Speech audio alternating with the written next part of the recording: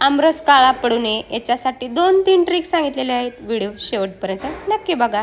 तर चला, घरचे आंबे घेतलेत आणि घरच्या आंब्याचा आमरस खायचं म्हणजे एक वेगळीच मजा असते. तर बाजारातून आणून घेण्यापेक्षा असा घरच्या आंब्याचा आमरस केला ना खायला छान वाटतो. तर हे आंबे थोडे हिरव्या कलरचे आहेत पण एकदम पिकलेले आहेत. तर ही आंब्याचा आमरस करण्यासाठी आपण 10 मिनटं हे आंबे थंड पाण्यात ठेवणार आहे. तर मी आधीच थंड पाण्यात ठेवलेले होते आणि बघा किती छान झालेत आंबे. आणि आता ह्याला आपण मस्तपैकी धुवून घेऊया. तर ही धुवून घेण्यासाठी ज्याच्यावरती रुचीक वगैरे असते काही घाण वगैरे ते सगळं आपण स्वच्छ चोळून धुवून घेऊया. आणि जेणेकरून जे रुचीक असतं आणि देठ त्याला थोडासा देठ राहिलेला असतं बघा. तर हे असा जो देठ असतो ते पण थोडा काढून घ्यायचा. तर मस्तपैकी आपले धुवून झालेलं आहे. आणि काळा न पडण्यासाठी ट्रिक सांगितली आहे. तर इथं बघा तुम्ही कापून घेऊ शकता पण मी असं ह्याला सैल करून घेणार दाबून दाबून. तर आमच्यात असा आमरस आवडतो. आणि आधी एका वाटीत काढायचा आणि नंतर मोठ्या ह्याच्यात वतून घ्यायचा. तर आता मस्तपैकी सैल झालेला आहे आणि मी ह्यात काढून घेते. आणि ह्यात खराब वगैरे तुम्हाला वाटेल आळी असते खराब असते तर ह्यासाठी आपण 2 भांडी घेतलेली आहेत. आणि तुम्हाला पलटी करून दावते बघा. आपला एकदम आंबा छान आहे.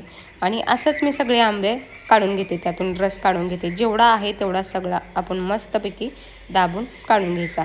तर चला, बाकीचे सगळे आंबे मी अशीच काढून घेते.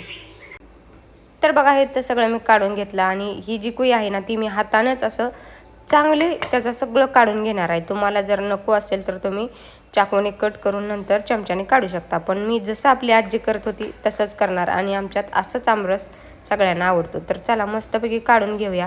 आणि आमरस काळा पडू नये म्हणून त्यासाठी काही थोड्या ट्रिक सांगितल्यात ती व्हिडिओ शेवटपर्यंत नक्की बघा. तर आता हे आपण सगळं काढून घेतलं.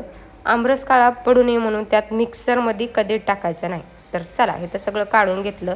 आता बघा साखर टाकायची.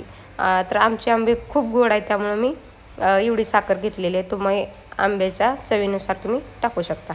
तर हे बघा ही आहे आपली पहिली ट्रिक. तर ही रवी आहे ना तर रवीनं असं चांगलं घुसळून घ्यायचं. ह्यानं आपला आमरस अजिबात काळा पडत नाही. मिक्सरच्या भांड्यात टाकलं की मग तो शिल्लक राहिला की काळा पडतो.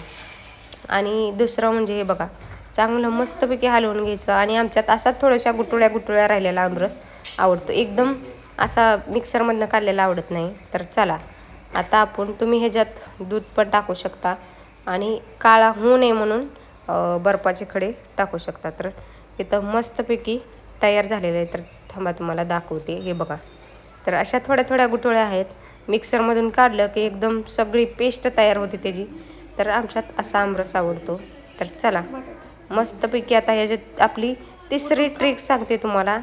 ही आता मी असा ठेवणार आहे, आत्ताच आम्ही खाणार नाही. तर त्यातली निघलेली कोय आपण त्यात टाकून दिली म्हणजे आपला आमरस अजिबात काळपट होत नाही. तुम्हाला फ्रीजमध्ये ठेवायचं असेल तर ठेवू शकता, नाहीतर वरती फ्रीजरमध्ये ठेवू शकता. आणि ज्यावेळेस खायचं आहे त्यावेळेस 1 तास बाहेर काढून ठेवा, अजिबात काळा पडणार नाही. तर चला बघा तुम्ही पाहू शकता आता आपला आमरस कसा आहे. थोड्याशा गुटुळ्या गुटुळ्या आहेत, असा एकदम फाईन केलेला नाही. तर असा आमरस कोणाकोणाला आवडतं नक्की कमेंट करून सांगा. तोपर्यंत बाय बाय.